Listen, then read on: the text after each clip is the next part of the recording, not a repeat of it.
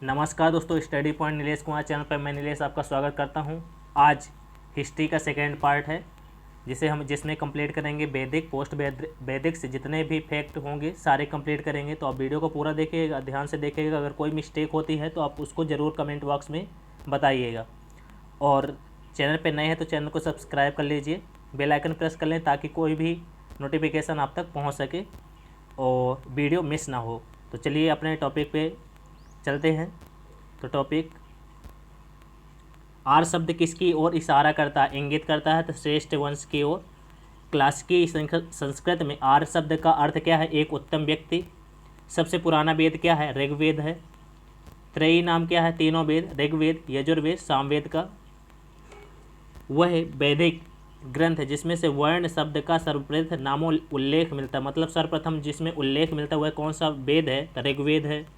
वर्ण व्यवस्था से संबंधित पुरुष सूक्त मूलतः पाया जाता है ऋग्वेद में। अर्थवेद क्या है? औषधियों से संबंधित है। ऋग्वेद क्या है? ईश्वर महिमा से है। यजुर्वेद क्या है? बलिदान विधि से है। सामवेद क्या है? संगीत से रिलेटेड है। ऋग्वेद स्रोत और प्रार्थनाएं, स्रोत और प्रार्थनाएं। यजुर्वेद में स्रोत और कर्मकांड। और सामवेद में संगीत स्रोत। अर्थवेद में तंत्र मंत्र एवं वशीकरण। आगे चलें, बहुत ही महत्वपूर्ण वन लाइनर फैक्ट हैं।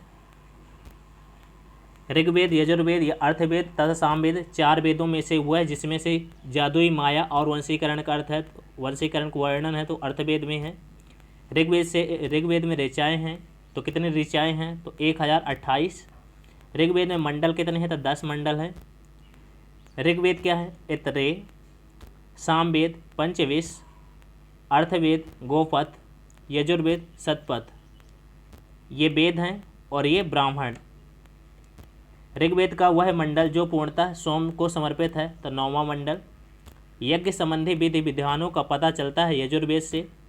यजुर्वेद सामवेद अर्थवेद में से वह जिसका संकलन ऋग्वेद पर आधारित है, सामवेद। तक्षशिला, अंतरजी, खेड़ा, कौशाम्बी एवं हस्तिनापुर में वह स्थल जिसकी खुदाई से लौह धातु के प्रचलन के प्राचीनतम प्रमाण मिले, तो जो है अंतरजी खेड़ा से। आगे चल रहे हैं, वीडियो पर कंटिन्यू बने रहें आप। उपनिषदों का मुख्य विषय क्या है? दर्शन। ऋग्वेद, परवर्ती संहिताएं, ब्राह्मण तथा उपनिषद में से वह वैदिक साहित्य जिसमें से मोक्ष की चर्चा मिलती है, उपनिषद में चर्चा मिलती है। मोक्ष शब्द का सबसे पहले उल्लेख हुआ है तो किसमें हुआ है? श्वेताश्वर उपनिषद में। श्वेताश्वर उपनिषद में। अध्यात्म ज्ञान के विषय में नचिकेता और यम का संवाद जिस उपनिषद में से प्राप्त होता है वह है कौन सा है? कठोपनिषद। कठोपनिषद। उपनिषद काल के राजा अश्वपति शासक थे, तो कहाँ के शासक थे? केकई के। वैदिक साहित्य का सही क्रम क्या है? तो वैदिक संहिताएं, फिर ब्राह्मण, फिर आरण्यक, फिर उपनिषद, यह क्रम रहा। आरंभिक वैदिक साहित्य से में सर्वाधिक वर्णित नदी किसकी? सिंधु नदी ज़्यादा वर्णित है। वैदिक नदी आस्किनी की पहचान की जाती है चेनाब नदी से।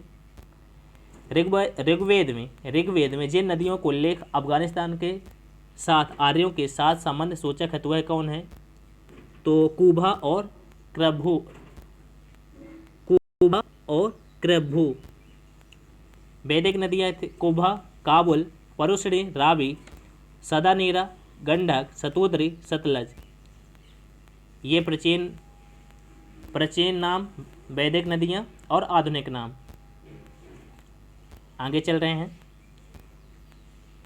वह प्रथा, कौन प्रथा? वह प्रथा जो चतुष्टय से जो वेदोत्तर काल में प्रचलित हुई, तो ब्रह्मचर्य, गृहस्थश्रम, वानप्रस्थ और संन्यास, ये चारों हैं। ब्रह्मचर्य, गृहस्थाश्रम, वानप्रस्थ और संन्यास। धर्म तथा रीत भारत के प्राचीन वैदिक सभ्यता के एक केंद्रीय विचार को चित्रित करते हैं। तो इस संदर्भ में सत्य कथन क्या है जो इससे रिलेटेड चित्रित करते हैं? तो धर्म व्यक्ति के दायित्वों एवं स्वयं तथा दूसरों के प्रति व्यक्तित्व की व्यक्तिगत कर्तव्यों की संकल्पना तथा रीत मूलभूत नैतिक विधान था। जो सृष्टि और उसमें अंतर्निहित सारे तत्वों के क्रियाकलापों को संचालित करता था।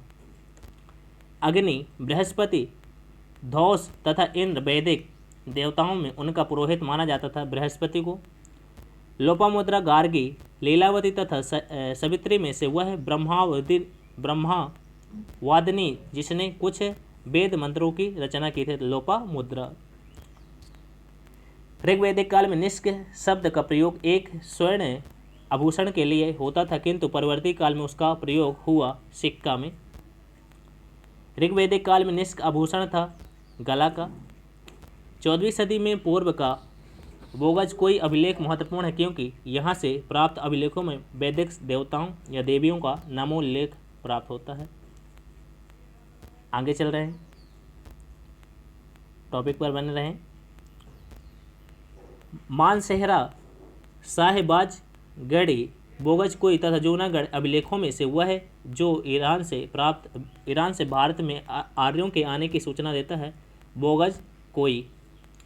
शंकराचार्य, एनी बेसेंट, विवेकानंद तथा बाल गंगाधर तिलक में से वह जिसने आर्यों के आदि देश के बारे में लिखा वह बाल गंगाधर तिलक। पुरुष में का उल्लेख हुआ है शतपथ ब्राह्मण में, और शतपथ ब्राह्मण में उल्लेखित राजा विधेग माधव से संबंधित ऋषि थे। ऋषि गौतम रहुगढ़।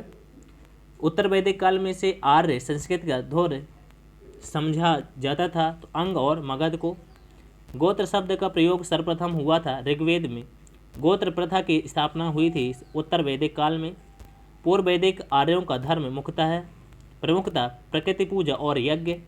ऋग्वैदिक काल में जनता मुख्यतः विश्वास करते थे बलि एवं कर्मकांड में। ऋग्वेद में उल्लेखित प्रसिद्ध 10 राजाओं का युद्ध लड़ा हुआ था परोशनी नदी के किनारे। आगे चलें, सारे बहुत ही महत्वपूर्ण तत्व हैं। सिंधु, सरस्वती, विस्ता तथा यमुना में से वह नदी जिसे ऋग्वेद में मते तमा, देवी तमा एवं नदी तमा के रूप में संबोधित किया गया सरस्वती को। ऋग्वैदिक आर्यों के पंचजन थे, तो यदु, दुध्रियो और पुरु, अनु एवं तुर्वसु, ये 5 थे, पंचजन थे। प्राचीन काल में आर्यों के जीविकोपार्जन का मुख्य साधन था शिकार। प्राचीन काल में आर्यों के जीवन यापन के लिए जो मुख्य साधन था क्या था? शिकार। ऋग्वेदिक में उल्लेखित यव शब्द जिस कृषि उत्पाद हेतु प्रयुक्त किया गया वह है जौ। वैदिक युग में प्रचलित लोकप्रिय शासन प्रणाली वंश परंपरागत राजतंत्र। सभा और समिति को प्रजापति की 2 पुत्रियां कहा जाता अर्थवेद में। आयुर्वेद अर्थात जीवन का विज्ञान उल्लेख सर्वप्रथम मिलता अर्थवेद में। ऋग्वैदिक धर्म था बहुदेववादी। सर्वाधिक ऋग्वैदिक सूक्त समर्पित है इंद्र को। ऋग्वेद में इंद्र के बाद सर्वाधिक संख्या में मंत्र संबंधित है अग्नि से। ऋग्वेद में युद्ध देवता समझा जाता है इंद्र को। पूर्व वैदिक आर्यों का सर्वाधिक लोकप्रिय देवता इंद्र था। 800 से 600 ईसा पूर्व का काल जुड़ा है ब्राह्मण युग। आगे चलें, गायत्री मंत्र के नाम से प्रसिद्ध मंत्र सर्वप्रथम मिलता है ऋग्वेद में। आगे चल रहे हैं, सारे बहुत ही महत्वपूर्ण तथ्य हैं। गायत्री मंत्र की रचना की थी विश्वामित्र जी ने। सर्ग प्रतिसर्ग वंश मनवंतर और वंशानुचर्य संकेतक है पुराणों की संख्या कितनी? 18। श्रीमद् भागवत गीता मौलिक रूप से लिखी गई थी संस्कृत में। महाभारत मूलतः जानी जाती थी जय संहिता के रूप में। हिंदू पौराणिक कथा के अनुसार समुद्र मंथन हेतु जिस सर्प ने रस्सी के रूप में स्वयं को प्रस्तुत किया वह है वासुकी। अछूत की अवधारणा स्पष्ट रूप से उद्धृत हुई थी धर्मशास्त्र के समय में। सत्यमेव जयते शब्द लिया गया है तो मुंडक उपनिषद से लिया गया है। सत्यकाम जवाल की कथा जो अनव्याही माँ होने के लक्षण को चुनौती देती थी उल्लेखित है छंदोग्य उपनिषद में। ऋग्वेद की मूल लिपि थी ब्राह्मी। वैदिक कर्मकांड से होता था किसका संबंध था? ऋग्वेद। आवेशता और ऋग्वेद में समानता है। आवेशता संबंधित है ईरान से। वैदिक काल में अघन्या माना जाता था गाय को। ऋग्वैदिक काल की परंपरा के महत्वपूर्ण मूल्यवान संपत्ति समझा जाता था, किसको समझा जाता था? तो मूल जो संपत्ति तो गाय को समझा जाता था। प्राचीन भारतीय समाज के प्रसंग में कुल, वंश, कोष तथा गोत्र शब्दों में से वह शब्द जो शेष 3 के वर्ग का नहीं है। कोष संस्कारों की संख्या कितनी है? 16 है। जीवी को पार्जन हेतु वेदांग पढ़ने वाला अध्यापक कहलाता था उपाध्याय। तो हमने यहाँ तक देखा कि वैदिक, पोस्ट वैदिक से जितने भी जुड़े महत्वपूर्ण फैक्ट थे सारे कंप्लीट किए हैं। नेक्स्ट जो वीडियो आएगा, नेक्स्ट पार्ट आएगा, उसमें बौद्ध धर्म से जुड़े, जैन धर्म से जुड़े सारे महत्वपूर्ण फैक्ट कंप्लीट करेंगे। तो आप वीडियो को लगातार देखते रहिए और पिछले वीडियो भी देखें, जिससे आपको पिछला नॉलेज और ये सारे नॉलेज आपको मिल पाए। तो उम्मीद है कि आपको वीडियो पसंद आया होगा और वीडियो को लाइक करें, वीडियो को शेयर कीजिए और चैनल को सब्सक्राइब कीजिए, बेल आइकन प्रेस करें ताकि आप तक नोटिफिकेशन पहुंच सके। तब तक के लिए जय हिंद, जय भारत। मिलते हैं नेक्स्ट वीडियो के